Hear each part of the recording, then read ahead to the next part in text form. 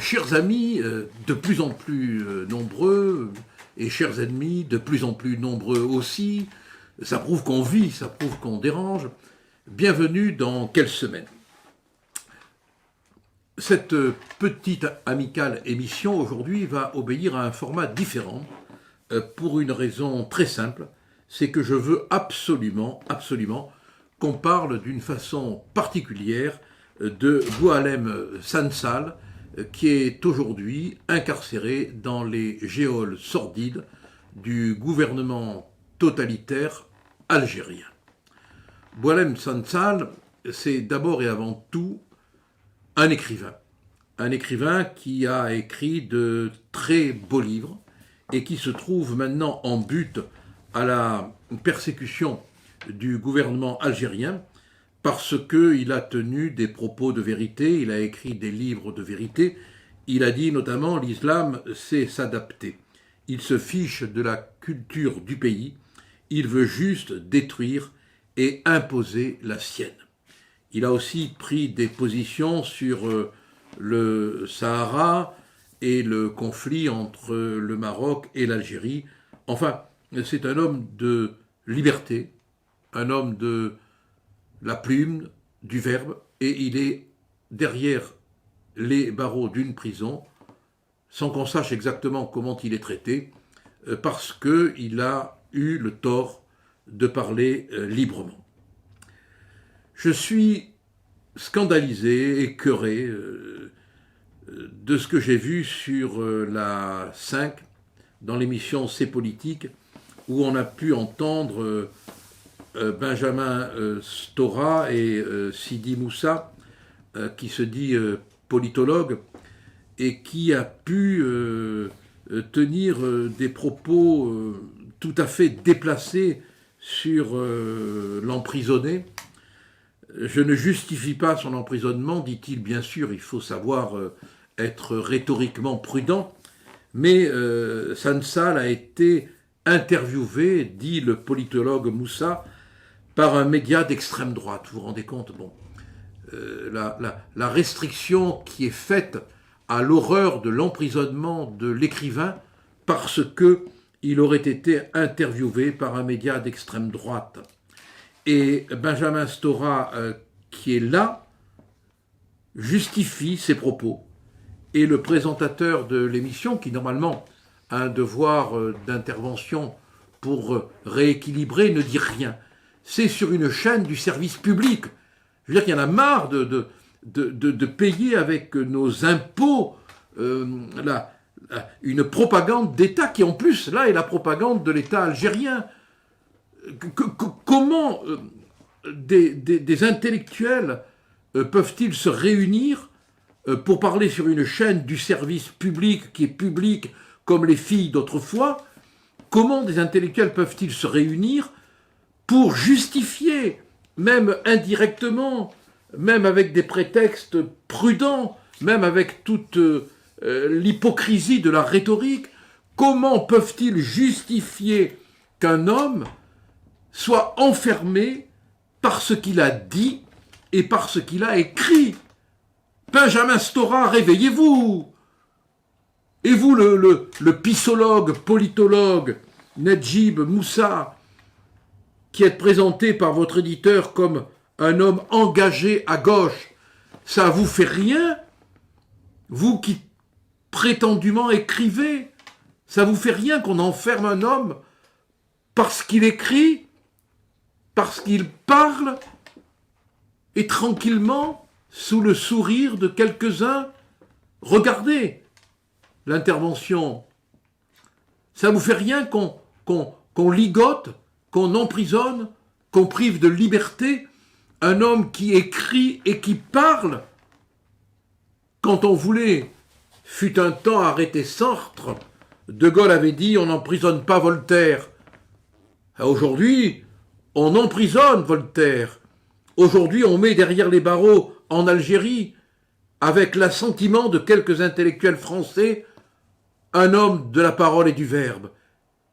Et puis ce silence de la gauche, cette gauche qui s'indigne comme si elle avait un ressort sous les fesses au moindre prétexte, Là, elle ne bouge pas, elle ne dit rien. Mais c'est quoi cette complicité avec ce gouvernement algérien quand on voit la manière dont les médias algériens parlent de la France dite macronito-sioniste?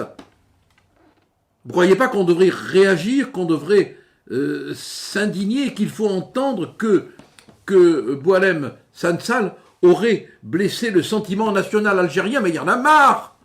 Il y en a marre! Alors il y a une pétition qui a été signée par quelques intellectuels. Nous ne pouvons pas concevoir que Boualem Sansal soit arrêté et disparaisse. Cette pétition, elle réunit quelques signatures: Patrick Modiano, Louis Gardel, Patrick Besson, François-Olivier Rousseau, Paul Constant, Franz-Olivier Gisbert, Frédéric Vitou et d'autres, mais ils ne sont pas très nombreux.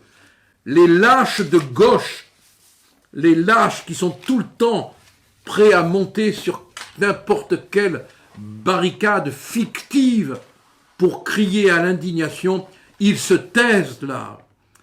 Alors, j'ai demandé, et c'est pour ça que le format de Quelle semaine est particulier, à Bernard Pasquito, ancien journaliste, journaliste toujours, écrivain, éditeur et surtout ami de Boualem, de prendre la parole dans le cadre d'une nouvelle émission que nous ferons tous les mois, qui s'appelle Livre libre, où il parlera tous les mois d'un livre. Parce que la liberté, c'est le livre. La liberté, c'est l'écriture. La liberté, ce sont les mots qu'on ose utiliser comme des étendards, voire comme des fouets. Et je vais lui donner la parole pour qu'il vous parle des livres de Boualem et de son ami. Et puis, je vous donne rendez-vous la semaine prochaine pour Quelle semaine. Merci de nous suivre. N'oubliez pas de cliquer sur la petite cloche, parce que c'est elle qui fait cette solidarité des gens qui se battent. Voilà, je donne la parole maintenant à Bernard Pasquito, ami de Boualem Sansal, pour qu'il nous parle de l'homme emprisonné. Chers amis et très chers ennemis, bien évidemment, cela il ne faut pas les oublier, parce que si on n'est pas sûr d'avoir des amis, on est certain d'avoir des ennemis. Bienvenue dans la nouvelle émission que nous allons proposer tous les mois, qui s'appelle Vivre libre, parce que lire, c'est être libre. Je répète le nom de l'émission, Livre libre. J'espère que vous avez bien compris. Tous les mois, on aura notre ami Bernard Pasquito, qui est journaliste, écrivain, éditeur, qui vient de publier un livre passionnant, une radiographie impitoyable de Alain Delon aux éditions Le Rocher, Une vie aux aguets. Aujourd'hui, Bernard Pasquito, pour le premier livre dont il va parler, va évoquer un livre de Boualem Sansal, vous savez, qui vient d'être arrêté en Algérie et pour lequel on demande sa libération, si tant est que nos voix soient écoutées par la dictature algérienne. Et Bernard Pasquito, pour parler du premier livre de l'émission, va évoquer un livre de son ami, puisque je sais qu'ils sont amis, Boualem Sansal. Bernard, vous avez la parole. Les livres ont la parole pour la liberté. Bonsoir, merci Gilbert, bonsoir à tous.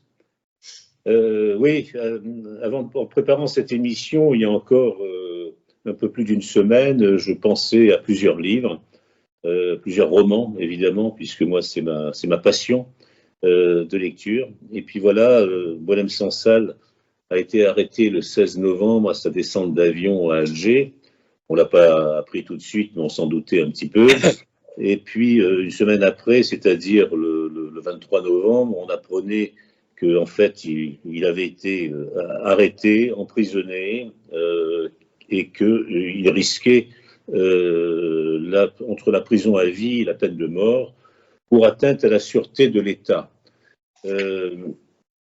c'est un événement effroyable. Moi, je suis ami avec lui avec Boualem Sansal, depuis 2005. On s'est rencontrés à Bruxelles dans un salon du livre. J'étais éditeur à l'époque et je suis né en Algérie.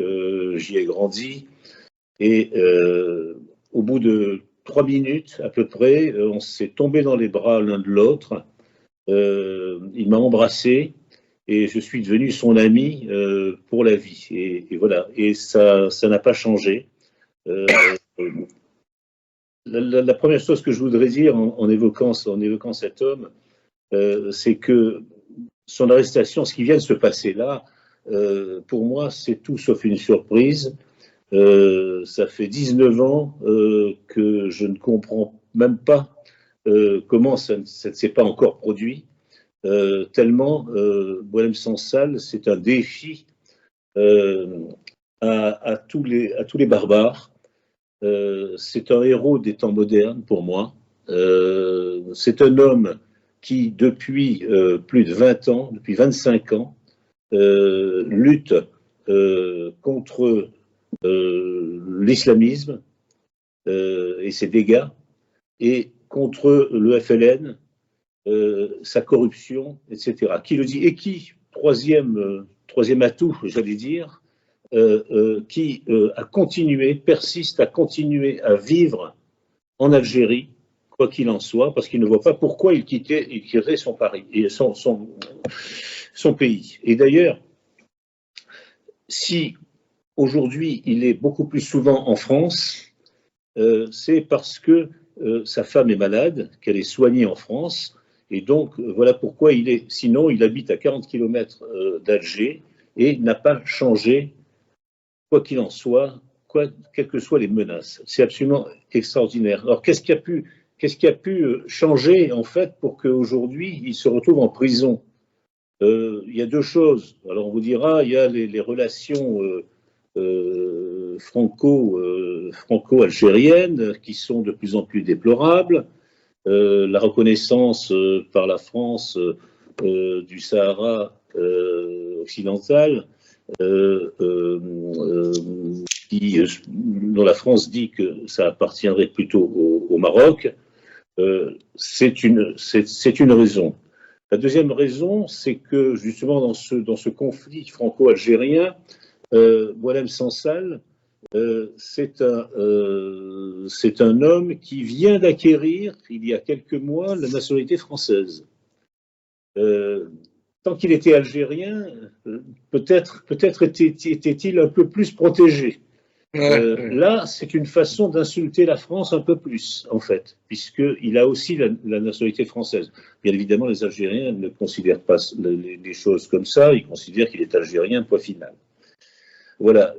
Troisième chose, et qui justifie, selon les Algériens, l'atteinte à la sûreté de l'État, c'est que Boualem Sansal, dans une interview très récemment, a parlé de la colonisation française en disant que quand les Français ont colonisé l'Algérie, il y avait toute une partie de l'Algérie, Oran, Tlemcen et jusqu'à Mascara, qui appartenait au Maroc. Évidemment, ça n'a pas fait plaisir. Sinon, depuis 25 ans qu'il écrit, Boualem Sansal, c'est un homme de défi. Alors, je précise qu'à 75 ans qu'il a aujourd'hui, c'est un ancien haut fonctionnaire au ministère de l'Industrie, il est passé par l'école polytechnique, et puis son premier roman en 99, donc juste 25 ans, Le Serment des barbares, c'est déjà une attaque au gouvernement algérien, à l'État algérien. Et puis il y a un autre grand roman, c'est le village de l'Allemand, ou le journal des frères Schiller, où là, il met en scène un nazi qui, après la défaite allemande, va se réfugier en Égypte. Il va devenir un héros de la résistance et de la guerre d'indépendance des Algériens. Et c'est pris dans une histoire réelle. Vous voyez? C'est-à-dire, un héros de l'indépendance algérienne est un nazi. Voilà, c'est à peu près le genre de roman que... en 2008, au salon de Paris, par exemple, alors que la présence d'Israël provoque le boycott des pays arabes, lui, il dit, moi, je participe parce que je suis là pour faire de la littérature, pas pour faire de la politique ou de la guerre. Il participe aussi, quelques mois plus tard, au Salon du Livre de Jérusalem. Donc c'est un homme de liberté. Je pourrais vous parler de plein de livres encore de lui, notamment cet essai Gouverner au nom d'Allah. Mais il y a un livre qu'il faut absolument que vous lisiez, voilà, qui s'appelle Post-Restante Alger. C'est une lettre. Pardon, répétez le titre. Post-Restante Alger. Post-Restante Alger. C'est une lettre qu'il écrit à ses compatriotes. C'est un livre de moins de 100 pages. C'est sous forme de lettre. Et il commence ainsi. Sœurs et frères, mes chers compatriotes, mes bons amis. Au fond, jamais nous n'avons eu l'occasion de nous parler. Je veux dire, entre nous, les Algériens, librement, sérieusement, avec méthode, sans a priori, face à face autour d'une table, d'un verre.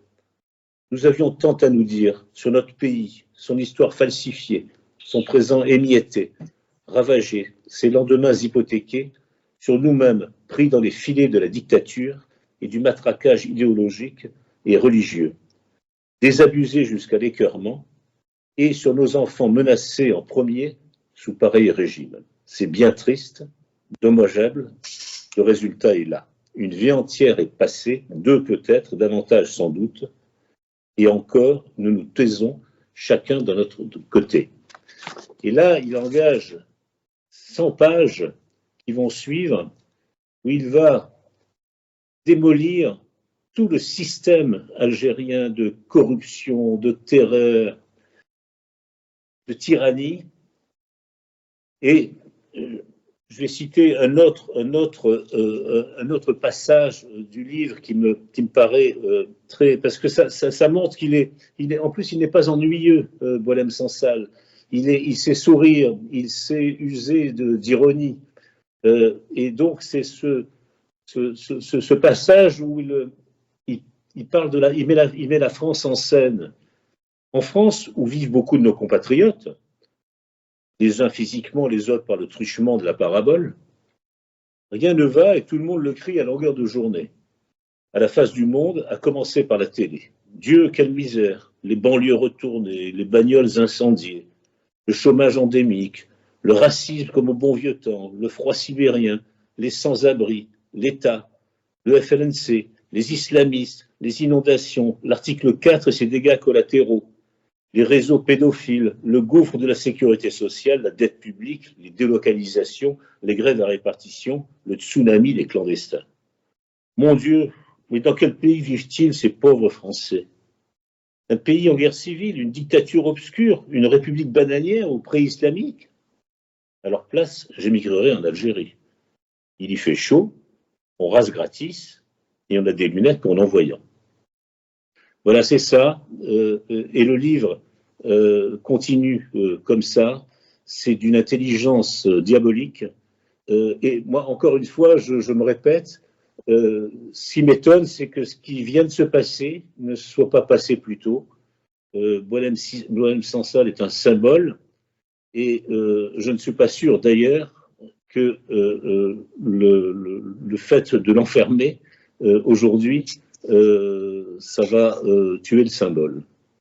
Bernard, on parle bien sûr de livres et vous en parlez magnifiquement, mais là maintenant le livre est tombé dans la géole. Hein. Donc Boualem Sansal devient un prisonnier littéraire politique. On n'a pas beaucoup enregistré de réactions indignées en France, hein, notamment chez les représentants de la gauche bien pensante. Qu'en pensez-vous? Quelle est votre opinion là-dessus? Mais justement, vous me branchez sur sur quelque chose que j'avais envie de dire et que j'avais pas oublié de dire. C'est que moi, je suis un petit peu surpris quand je vois des magazines, des hebdomadaires, des quotidiens aujourd'hui faire des articles. Qui est Boualem Sansal? Mais bon sang, Boualem Sansal, moi, ça fait 20 ans que je le connais, et même si ce n'était pas mon ami, je le connaîtrais quand même.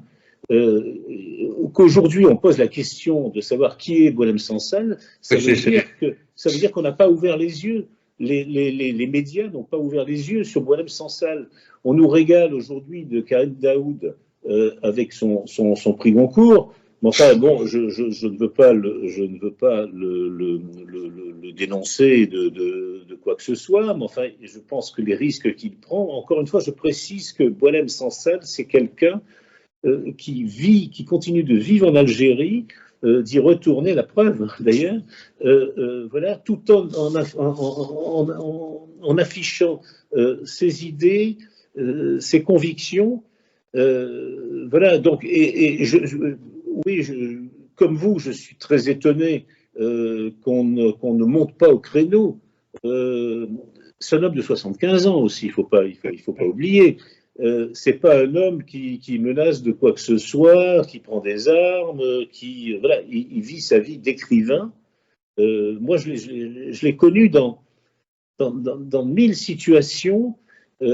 C'est un homme, c'est pas un homme qui porte la parole, il dit ce qu'il a à dire sur son pays. C'est un homme qui adore son pays. Je me souviens qu'un jour, on avait il y a plusieurs années, ça devait être il y a 7-8 ans, on avait une discussion et je lui disais, mais je ne comprends pas pourquoi tu restes vivre en Algérie. Et il m'a répondu, mais oui, c'était même il y a un peu plus de 7-8 ans.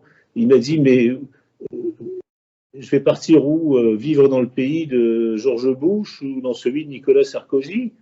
Ça ne m'intéresse pas. Voilà. Bon, c'est son opinion. Je ne dis pas qu'il a forcément raison, mais voilà, c'est sa façon de voir. C'est un idéaliste et en même temps très, très, très, très intelligent. C'est un idéaliste, mais ce n'est pas un rêveur.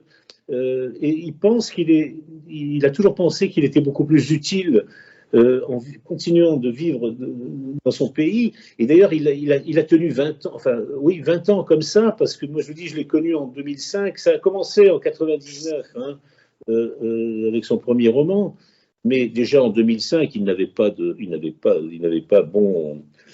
bonne réputation en Algérie, mais assez miraculeusement, personne ne s'en était pris à lui. Et là, je pense que vraiment, il y a les deux choses qui ont fait basculer ça. C'est d'abord le fait qu'il ait la nationalité française. Donc ça permet de mettre la France dans un... En difficulté. Oui, en grande difficulté. Voilà. Bernard, quel livre vous pourriez conseiller à nos amis qui n'auraient pas lu Boualem pour qu'ils le découvrent tout de suite? C'est important. Alors, ça. Le village de l'Allemand ou le journal des frères Schiller, j'en ai parlé, c'est en folio, c'est remarquable, c'est un roman, c'est remarquable cette histoire de ce nazi qui est devenu un héros de la réponse algérienne, et c'est tiré d'une histoire vraie quand même. Et puis, alors, le gouverner au nom d'Allah aussi, sous-titré Ismaïlisation et soif de pouvoir dans le monde arabe, vous voyez de quoi on parle.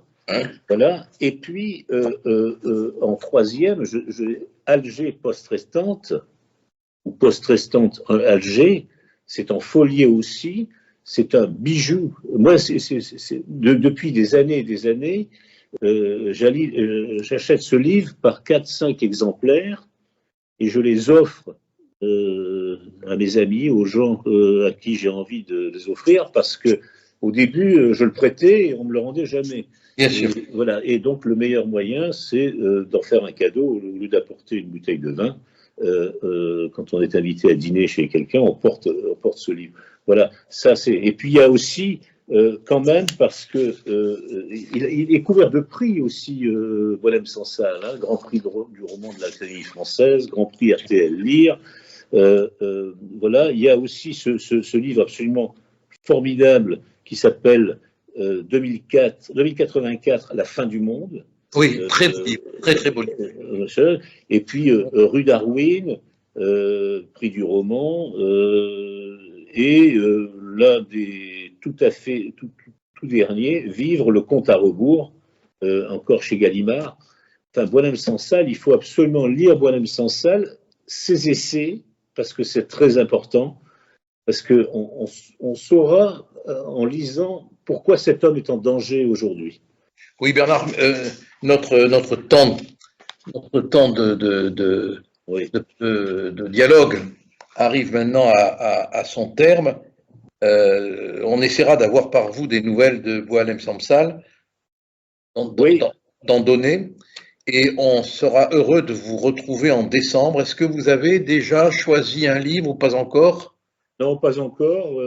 Et j'espère surtout que quand on commencera l'émission en décembre, je pourrai vous dire que Boualem-Sansal est rentré chez lui, en tout cas à Paris, auprès de sa femme. Moi, ça me bouleverse ce qui se passe. Bien sûr. Mais vous n'êtes pas le seul. Merci Bernard. Et Livre Libre, l'émission porte aujourd'hui plus que jamais bien son nom. Hein. Merci et rendez-vous en décembre. Merci de nous rejoindre et n'oubliez pas de cliquer sur la petite cloche pour que le son des livres puisse se faire entendre. Merci et à très bientôt. Au revoir. Au revoir.